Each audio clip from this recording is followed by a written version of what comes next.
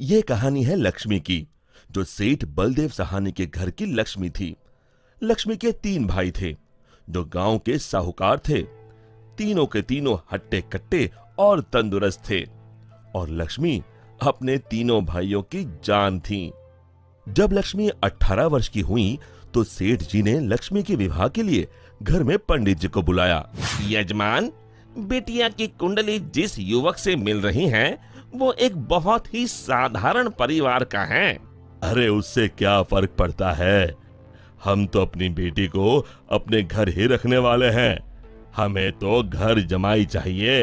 लेकिन यजमान, मुझे नहीं लगता कि ऐसा कुछ संभव है। ये युवक घर जमाई नहीं बनेगा।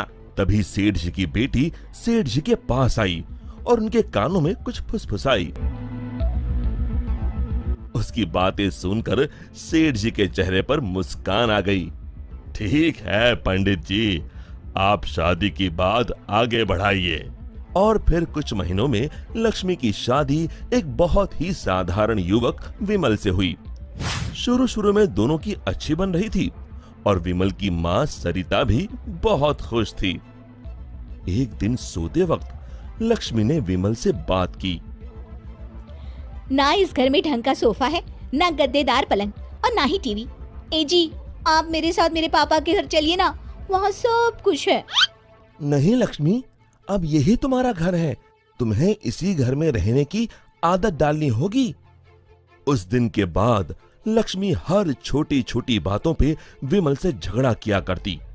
उनके बीच बात इतनी बिगड़ गई कि अब लक्ष्मी कभी बेलन तो कभी बर्तन फेंक फेंक कर विमल को मारती। विमल बेटा, ये क्या है?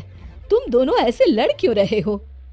माँ, ये रट लगाए बैठी है कि मैं भी इसके साथ इसके बाप के घर में जाकर रहूं, घर जमाई बनकर। भला मैं ये कैसे कर सकता हूँ? और इसीलिए हमारी रोज अनबन होती है। एक काम कर, तू उसे अच्छे से समझा कि अब यही उसका घर है। अगले दिन फिर से लक्ष्मी विमल को अपने घर चलने के लिए जोर डालने लगी। आप मेरे साथ मेरे घर चलिए।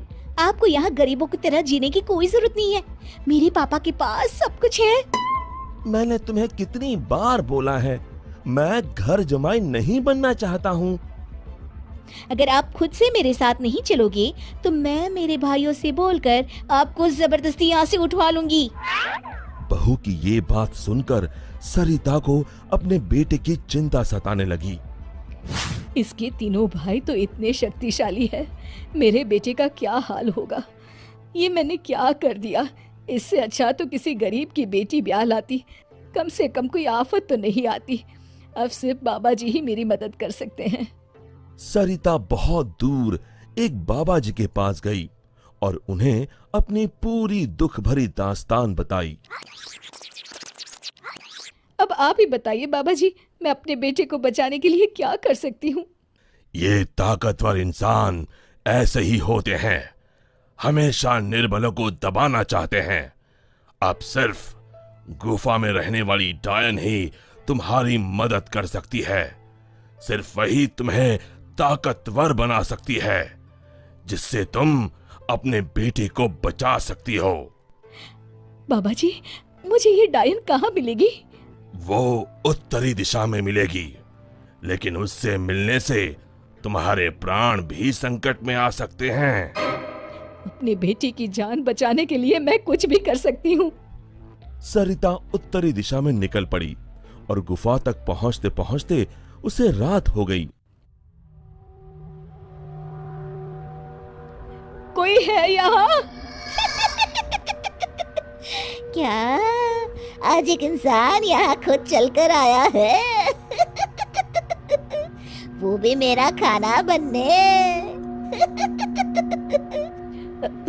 मैं आपसे मिलने आई हूँ। मिलने? मुझसे? हाँ। वो भी खुद चल के? बताओ बताओ क्या बात है? सरिता ने डायन को अपनी कहानी सुनाई।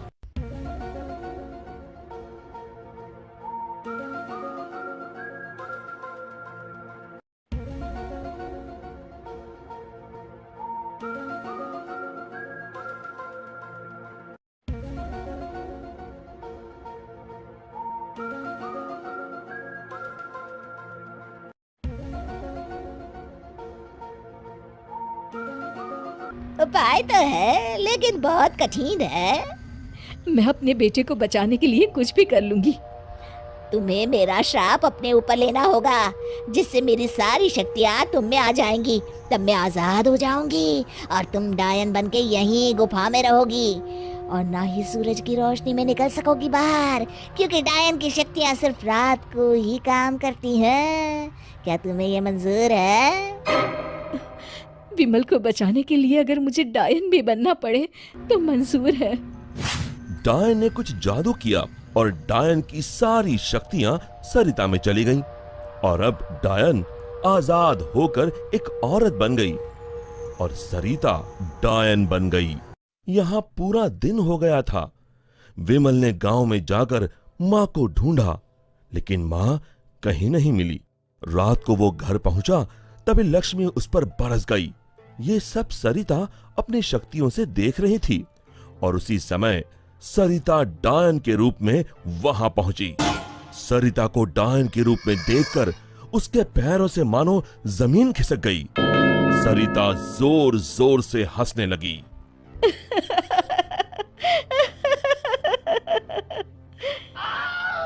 आलतू जलाल तू आई बला को टाल तू, आलतू जलाल तू आई बला को टाल तू, आलतू जलाल तू आई बला को टाल तू, आलतू जलाल तू आई बला को टाल तू, आलतू जलाल तू आई बला को टाल तू।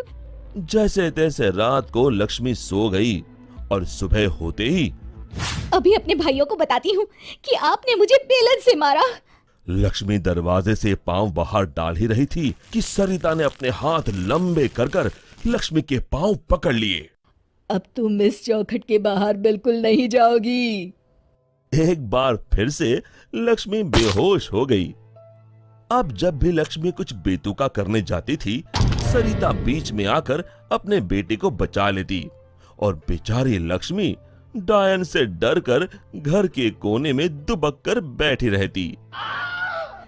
आलतू जलाल तू आई बला को टाल तू, आलतू जलाल तू आई बला को टाल तू, आलतू जलाल तू आई बला को टाल तू। विमल दिन रात अपनी माँ को याद करके रोता। तू कहाँ है माँ? कहाँ चली गई मुझे छोड़ के? बेटा विमल, मैं यही हूँ तेरे पास, लेकिन इस डायन के रूप में। ये सब सुन विमल बहुत डर जाता है। डर मत बेटा, बस मुझसे तेरा दुख नहीं देखा जा रहा था, इसलिए मुझे ये सब करना पड़ा। ये सब पीछे खड़ी लक्ष्मी सुन रही थी। तभी सरिता ने उसे अपनी शक्तियों से दीवार पर लटका दिया। जा रही हूँ, मगर एक बात समझ ले, मेरे बेटे को परेशान करने की भी तूने या तेरे घर वालों ने सोची तो मैं यहाँ फिर आ जाऊंगी। जी जी जी माँ जी। तभी तो कहते हैं, माँ से बढ़कर दुनिया में कुछ नहीं। माँ एक वरदान है जो अपने बच्चों के लिए कुछ भी कर सकती है। दोस्तों, हमें उम्मीद है कि आपको हमारी ये कहानी पसंद आई होगी। कृपया हमारे चैनल को सब्सक्राइब करें और सभी अपडेट्स के लिए बेल आइकन जरूर दबाएं। और हाँ, वीडियो लाइक और शेयर करना मत भूलिएगा। Bye bye.